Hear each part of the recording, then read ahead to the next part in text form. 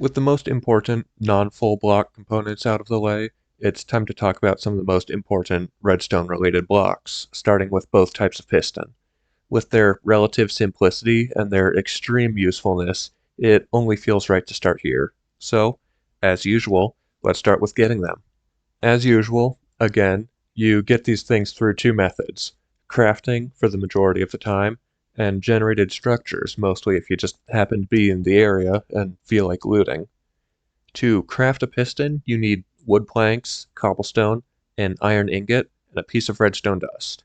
You can use any type of planks, and even a combination of multiple, but the cobblestone is needed. You can't use any substitutes like some other crafting recipes would allow.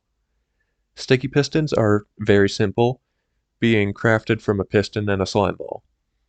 Looting places requires visiting either a jungle temple or an ancient city, giving you 3 and 5 sticky pistons, respectively. Now that we're talking about full blocks, there is a little more information to convey, so I decided it could be fun to make some little info cards to help act as a quick reference for the basics about a block. As a relevant example, pistons are non-conductive, which means you can't like power them and pull output from them using a repeater or anything, and they can be pushed by pistons. When their arms are out, though, they become immovable alongside the arm. That sums up everything here, so it's time to actually describe what a piston does. The thing that sets the piston duo apart from any other block is the fact that they can mess with other blocks easily in ways that aren't just powering them. While some other redstone components can do this, their uses in this regard are pretty limited. Now, when I say mess with here, I mean that a block can respond in one of three ways when a piston tries to push its arm into its space. The most common outcome is that the piston's arm will come out and push all the blocks in front of it in the direction it's facing, with a limit of 12 blocks being pushed. Instead of getting pushed, though, some blocks will be overly dramatic about it and just break.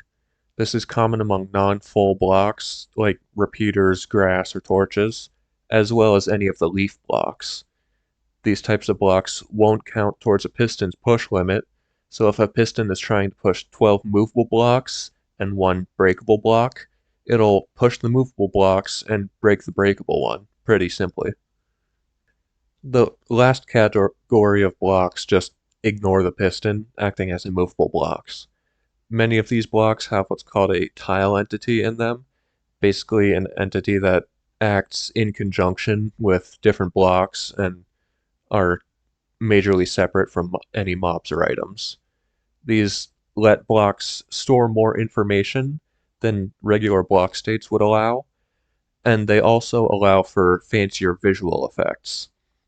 This is how things like chests and signs remember what items and text they have associated, as well as how banners can show off so many variants. Not all immovable blocks have tile entities associated, though, like obsidian or bedrock. These guys are just tough or heavy or something. Also noteworthy is that not all blocks with tile entities are immovable, as there are some exceptions, such as comparators or the suspicious blocks. These just act breakable despite using tile entities for their own things. Most blocks with tile entities are immovable, though. Now feels like a good time to go over the only functional difference between pistons and sticky pistons. Regular pistons are only able to push blocks, but sticky pistons are able to pull blocks as well when they stop being activated. The one exception to this is glazed terracotta, because glazed terracotta is weird. It's able to be pushed completely normally, but when the piston tries to pull it back, it acts more similar to an immovable block and just ignores the attempt. Sticky pistons are also able to spit out any block they push, basically making it act like glazed terracotta temporarily and not be pulled back if the piston is only powered for a single redstone tick. If it's powered like this and tries to pull a block without having pushed it before, it'll remember that it's sticky and actually pull it normally. When slime blocks or honey blocks get moved, they try to drag along any blocks they're touching. If those blocks are to the side of them and either immovable, breakable, or glazed terracotta, they'll just be ignored. Otherwise, they'll be counted towards the piston's push limit. If the count stays under 12, the regular limit, the entire group will be moved. Otherwise, they'll all stay in place and the piston will fail to push anything. This is also the case if any of these blocks are blocked from moving in that direction by an immovable block. Now, an important note is that slime blocks can stick to other slime blocks, and honey blocks can stick to other honey blocks, making like big contraptions and big old hunks that can be moved with a single piston. But slime blocks and honey blocks do not stick to each other, meaning you can make big hunks of slime blocks and honey blocks right next to each other and have them interact in their own little worlds, basically. Moving a block or a group of blocks will generally take one redstone tick because the piston needs to have some time to extend or contract its arm with some goofiness I don't understand, meaning it can apparently take 1.5 redstone ticks instead sometimes, if it feels like it. Some goofiness that I do have some grasp on is quasi-connectivity, though. Quasi-connectivity, summed up real quick, is when a piston is being activated by a block that's adjacent to the block above it. When it's activated like this, it still needs to wait for a block update to realize that it has power, so it just stays unextended until it gets a block update, at which point it actually extends.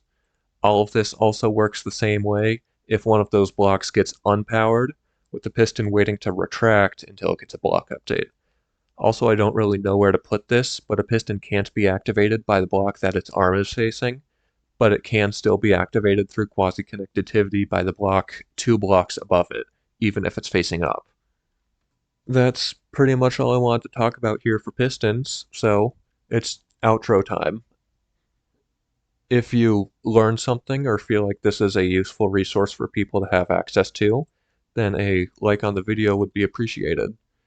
If you feel like I could have explained things better, or you have some questions that you need me to answer, then the comment section is right there.